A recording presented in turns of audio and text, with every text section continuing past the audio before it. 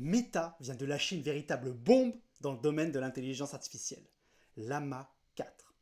Un modèle d'IA plus puissant que ChatGPT 4 et même Gemini Pro 2.5. En plus, il est open source, il est gratuit, il est accessible à tous. Mais il y a un problème. Ici en Europe, on ne peut pas y accéder. Pour l'instant, on peut presque rien faire.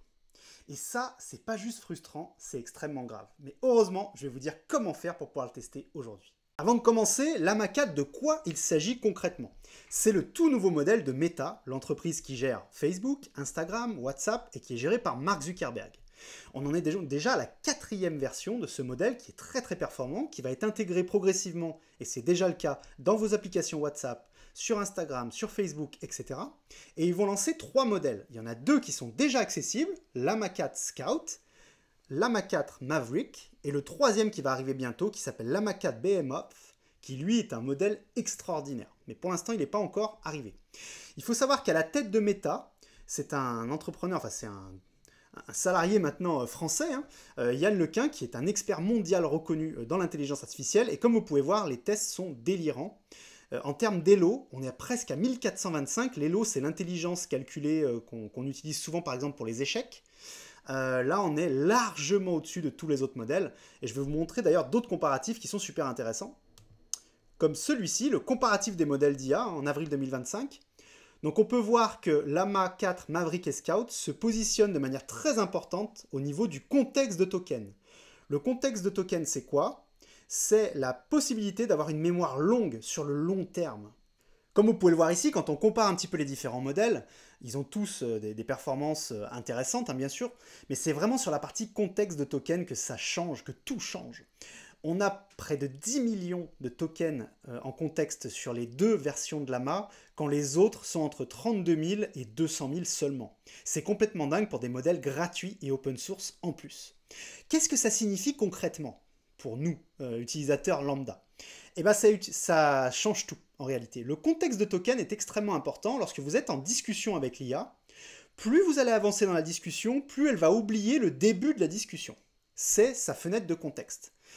Et aussi, quand vous allez fournir des documents très élevés, très grands, par exemple un livre, des gros fichiers PDF, etc., elle va être limitée en contexte.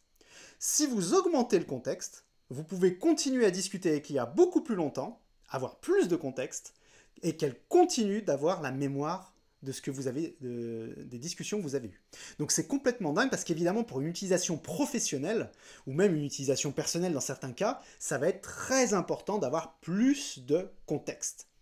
Et donc quand on voit qu'elle est capable de faire ça avec un modèle gratuit, c'est absolument délirant.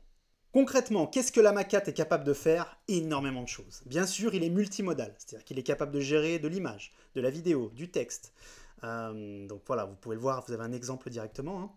Il a un contexte extrêmement long, je vous en ai parlé tout à l'heure, c'est le plus long et de loin, il est 20, 30, 40 fois supérieur aux autres. Il a un système d'image qui a été optimisé et qui est vraiment important. On va pouvoir tester ça, mais effectivement, on est vraiment sur des modèles très intéressants en termes de génération d'images. Et il fonctionne en multilingue, bien entendu. Ça, c'est de plus en plus le cas, mais il a été surtout pré-entraîné sur 12 langues différentes, ce qui n'est pas toujours le cas. Parfois, dans certaines langues, on a des problèmes sur certains modèles. Donc voilà un petit peu, là vous avez un benchmark, je vous mettrai les liens sous la vidéo qui vous permettront de comparer les différents modèles. C'est super intéressant de voir que Llama est vraiment très bien positionné. Mais le problème qu'on a aujourd'hui, c'est quoi? C'est que quand on va sur meta.ai, ici, qui est normalement le site sur lequel vous pouvez accéder directement à Llama, eh ben c'est pas encore disponible dans notre pays.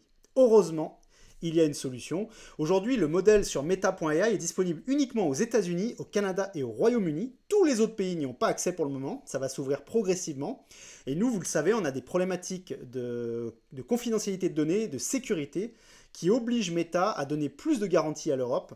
Et donc, on va devoir attendre un petit peu plus, comme à chaque fois. Et c'est ça qui pose un vrai problème, évidemment, parce qu'aujourd'hui, on est dans un monde, vous le savez, voilà, l'IA est en train d'exploser un petit peu partout, ça serait bien qu'on puisse quand même commencer à pouvoir utiliser les outils. Mais dans le même temps, c'est aussi important d'avoir une sécurité et une confidentialité, et je pense que les deux sont intéressants. Donc à suivre quand est-ce qu'on va pouvoir utiliser. Mais en attendant, moi j'ai une solution pour vous. En réalité, j'ai même 2 solutions pour vous. Voici la première. Ici, en haut à droite de llama.com, vous avez Download Models, qui veut dire télécharger les modèles. Vous cliquez dessus. Vous rentrez quelques informations dans votre formulaire ici, on vous demande nom, prénom, date de naissance, email, votre région, etc. Et vous pouvez sélectionner les modèles. Vous avez Llama 4 Scout ici, vous avez le Maverick, et vous avez les anciens modèles. Pour l'instant, les deux sont disponibles, le plus gros n'est pas encore disponible. Avec ça, alors par contre attention, bien sûr pour ces modèles-là, si vous devez les utiliser en local sur votre ordinateur, il faut un monstre de puissance. Donc c'est pas forcément la meilleure solution, mais j'ai une autre solution. C'est là que c'est intéressant. Il va falloir aller sur le leader français et le leader mondial tout simplement des outils qui permettent d'aller tester directement des modèles ailleurs. Hugging Face, comme son nom français l'indique, est un modèle français effectivement, c'est une plateforme française qui vous permettent d'accéder directement à des modèles gratuitement et de pouvoir les tester en direct. Et donc là, c'est assez super parce que vous allez pouvoir donc vous connecter, vous avez des différentes releases, donc les différentes sorties des modèles. Donc imaginons ici, vous voulez le Scout, la dernière version, vous cliquez ici, et là, vous allez pouvoir utiliser le modèle. Vous voyez qu'il y a une grosse utilisation depuis hier, hein, évidemment, parce que le modèle est sorti hier. Et ici, vous allez pouvoir utiliser les librairies Transformer, les librairies VLLM. Pour l'instant, honnêtement, c'est pas à la portée de tout le monde. Mais sachez que sur ce site, bientôt, vous allez trouver ici, dans Use this model, les différents sites, les différentes plateformes qui vont vous permettre d'y accéder rapidement. Il y a évidemment une troisième méthode, c'est d'avoir un VPN. Un VPN, c'est, bon, vous le savez maintenant, je ne vais peut-être pas vous le présenter, hein, c'est un outil qui vous permet de dire à votre ordinateur « Non, je ne suis pas en France, mais je suis aux États-Unis » et qui va vous permettre de directement accéder à Meta AI. On le fera lors d'une prochaine vidéo. Si ça vous intéresse que je fasse un test complet de Meta AI, j'attends vos commentaires. Je ferai une nouvelle vidéo rapidement. J'espère que cette vidéo vous a plu. On se tient au courant. À très vite.